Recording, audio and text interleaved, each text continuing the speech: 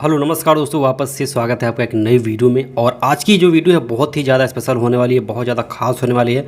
और आपने इसका थंबनेल भी देखा होगा। जी हाँ दोस्तों, इस वीडियो के अंदर हम लोग बात करने वाले हैं स्पेशली प्रधानमंत्री ग्रामीण आवास योजना 3.0 के बारे में। और आपको पता होगा कि अभी जैसे ही एनडीए की सरकार बनी है, जैसे ही प्रधानमंत्री नरेंद्र मोदी ने तीसरी बार शपथ लिया है, तीसरी बार उन्होंने सरकार अपनी बनाई है, तो उन्होंने जो सबसे पहला ऐलान किया यही किया है कि पूरे भारत के अंदर 3 करोड़ नए आवास बनाने का एक तरह से प्रावधान उन्होंने दिया है। और इसमें से जो 1 करोड़ घर बनेंगे वो प्रधानमंत्री शहरी विकास योजना के अंतर्गत बनेंगे, यानी कि वो सब शहर में बनने वाले हैं। बाकी का जो 2 करोड़ बचता है, 2 करोड़ जो नए घर हैं जो प्रधानमंत्री आवास योजना के अंतर्गत बनेंगे वो ग्रामीण क्षेत्र के अंदर बनेंगे। तो ऐसे में 3 करोड़ घर पूरे भारत के अंदर बनाए जाएंगे। और इसकी जो योजना एक तरह से स्टार्ट हो चुका है, इसका सर्वे स्टार्ट हो चुका है। आपको पता होगा कि आपके गांव में इस समय सर्वे स्टार्ट हो गया है। जो लोग भी इसके पात्र हैं उनको ये एक तरह से ये सुविधा सरकार की तरफ से मिलने वाला है। और इसमें बहुत बड़े बड़े बदलाव किए गए हैं, ठीक है। पात्रता बढ़ाई गई है और डॉक्यूमेंट क्या क्या लगने वाले हैं और आप किस तरीके से अप्लाई कर सकते हैं। अगर आपको लगता है कि आप प्रधानमंत्री आवास योजना के पात्रता सूची में आ सकते हैं, तो ये सब कुछ मैं अपडेट यहाँ पर आपको देने वाला हूँ इस वीडियो के अंदर। तो इस वीडियो को आपको क्या करना है, पूरा ध्यान से देखिएगा, अच्छे से देखिएगा। एक एक टॉपिक को हम लोग यहाँ पे कवर करेंगे। और सबसे पहले आप अगर चैनल पे पहली बार आए हैं तो चैनल को फटाफट सब्सक्राइब करिए, क्योंकि इस चैनल पे बहुत अपडेट आपको मिलने वाले हैं, ज़रूरी से ज़रूरी अपडेट। तो चलिए वीडियो को शुरू करते हैं और डिटेल से सारी चीज़ें समझते हैं कि क्या पात्रता है, क्या क्या चीज़ आपके पास होनी चाहिए तो आपको ये प्रधानमंत्री ग्रामीण आवास योजना के अंतर्गत ये लाभ मिलने वाला है। तो दोस्तों आपको पता होगा प्रधानमंत्री ग्रामीण आवास योजना के अंतर्गत क्या होता था कि ग्रामीण क्षेत्र में जो लोग सक्षम नहीं है, जिनके पास घर नहीं है, जो लोग कच्चे मकान में रह रहे हैं, गरीब हैं, ठीक है, जिनके पास क्षमता नहीं है नए घर बनवाने की, तो उनको सरकार की तरफ से 1,20,000 रुपये मिलता था, ठीक है। तो उससे एक तरह से घर तैयार होता था। तो वही योजना बढ़ा दी गई है। और इस योजना के अंदर क्या इस बार बड़े बदलाव किए गए हैं। जो योजना की राशि है वो पहले 1,20,000 रुपये होती थी, वो 2,50,000 रुपये हो गया है, यानी कि 2.5 लाख रुपये हो गया है।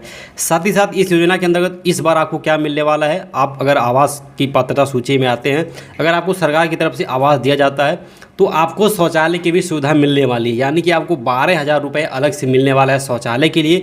साथ ही साथ प्रधानमंत्री उज्ज्वला गैस योजना के अंतर्गत आपको फ्री में गैस कनेक्शन दिया जाएगा, फ्री में गैस मिलने वाला है। तो ये बड़ी चीज़ें आपको मिल रही हैं।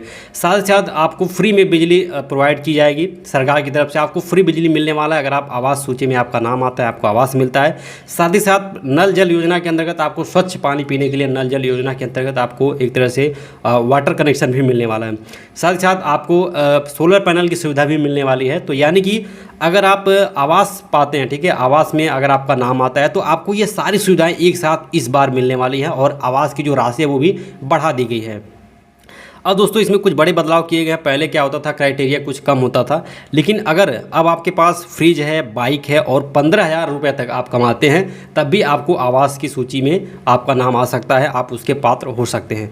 पात्रता इस बार बढ़ाई गई है। पहले क्या होता था, पहले जिनके पास ज़्यादा थोड़ी सी खेती होती थी उनको आवास नहीं मिल पाता था, ठीक है। जिनके पास दोपहिया वाहन होता था उनको आवास की सूची में उनका नाम नहीं आता था, उनको आवास की सुविधा नहीं मिल पाती थी।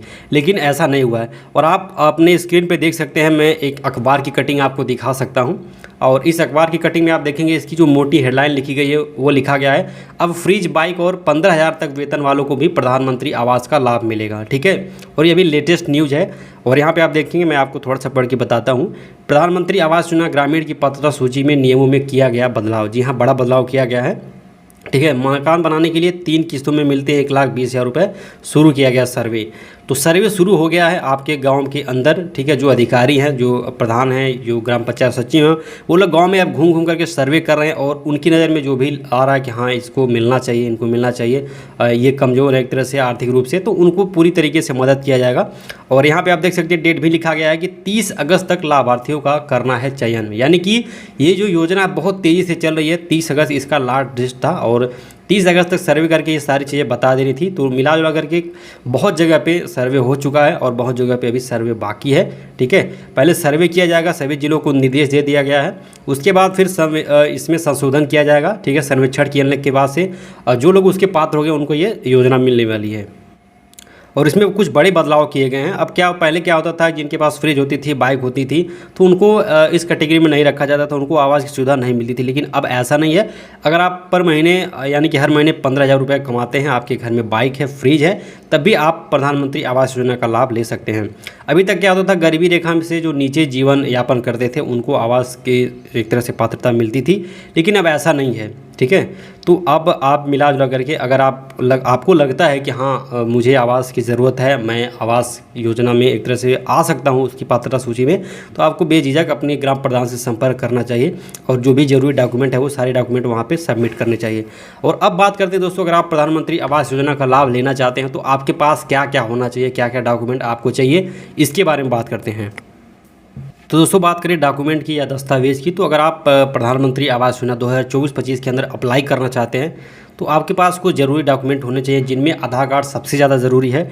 तो आपके पास आधार कार्ड होना चाहिए और लगभग इंडिया के अंदर सभी लोगों का आधार कार्ड बन चुका है, तो आपके पास आधार कार्ड होना चाहिए। साथ ही साथ आधार कार्ड के अंदर अगर आपको लग रहा है कि आपका नाम गलत है या माता पिता का नाम गलत है या कुछ भी अगर गलत है तो आप उसको संशोधन करवा लीजिए। और उसमें अगर मोबाइल नंबर नहीं लिंक है तो मोबाइल नंबर भी लिंक करवा लीजिए।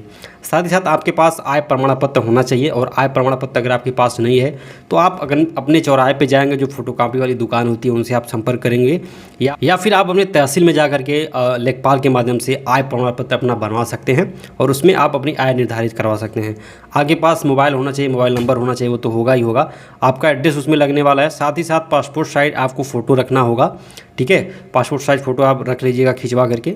उसके बाद आपके पास एक बैंक अकाउंट होना चाहिए, उसमें पूरा एक तरीके से सारी चीज़ें होने वाली हैं। उसमें भी आपका आधार कार्ड, पैन कार्ड लिंक होना चाहिए और पैन कार्ड भी आपके पास होना चाहिए। साथ ही साथ राशन कार्ड में आपको अपना नाम रखवाना है। ठीक है, और राशन कार्ड में अपना नाम चेक कर लीजिएगा। और अगर राशन कार्ड में आपका नाम नहीं है तो आप अपने ग्राम सभा में जा करके कोटेदार से संपर्क करके अपना नाम वहाँ पे डलवा सकते हैं। साथ ही साथ दोस्तों वोटर लिस्ट में आपका नाम होना चाहिए। तो कुछ ये ज़रूरी डॉक्यूमेंट हैं, ये सारी चीज़ें आपके पास होनी चाहिए, तब आप प्रधानमंत्री ग्रामीण आवास योजना 3.0 के पात्रता सूची में आ जाएंगे और आपको फिर आवास की सुविधा मिल जाएगी। साथ ही साथ बहुत सारी चीज़ें आपको मिलेंगी। साथ ही साथ आपको और भी जो मैंने सुविधाएं आपको बताई हैं, उज्ज्वला गैस योजना, नल जल योजना, सोलर पैनल, शौचालय की सुविधा, ये सब कुछ मिलने वाला है। तो ये सब डॉक्यूमेंट आप रेडी कर लीजिए और सर्वे जैसे ही होता है आप सर्वे अपना करवाइए। फिर आपको क्या करना है कि आपको अपने ग्राम प्रधान से संपर्क करना है, या फिर आपको ब्लॉक लेवल पर जो अधिकारी बैठते हैं उनसे आपको जा करके संपर्क करना है और अपने पंचायत सचिव से संपर्क करना है। फिर अगर आपको लगता है कि हाँ आप पात्रता सूची में आ सकते हैं तो आपको इसकी सुविधा मिलेगी। बाकी दोस्तों अभी फ़िलहाल में ये इतना ही अपडेट था, और आगे जैसे कोई भी अपडेट आता है मैं आपको फटाफट बताने का प्रयास करूंगा, जल्दी से जल्दी देने का प्रयास करूंगा अपडेट। तो चैनल को सब्सक्राइब करके रखिएगा। मिलते हैं दूसरी नई वीडियो में, तब तक के लिए टाटा बाय बाय।